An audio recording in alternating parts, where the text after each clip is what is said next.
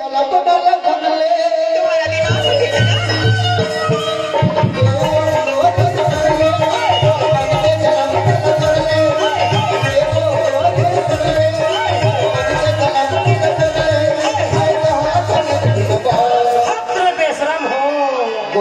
दिमाग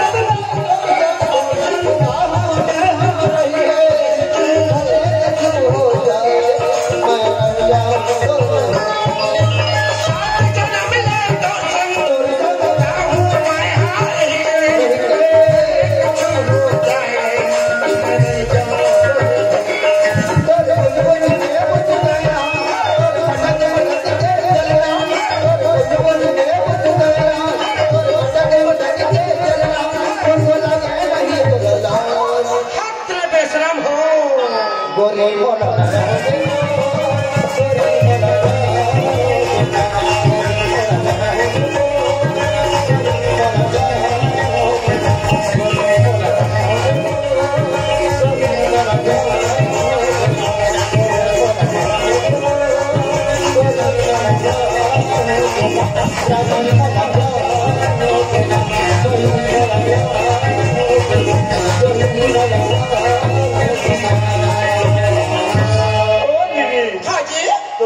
में आ गई यार। हाँ। तो ऐसा लगता है कैसा लगा कि मैं अभी जन्नत में हूँ यार। माँ कसम सच में यार। हाँ जी सुनती हो सुना ना एक बार पप्पी दो ना यार।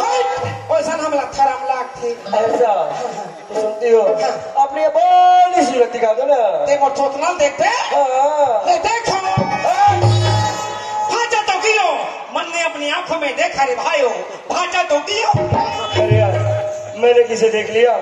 अरे लिली कहाँ चली गई लिली? हाँ सूरज अरे यार तुम कहाँ चली गई थी यार? अरे यार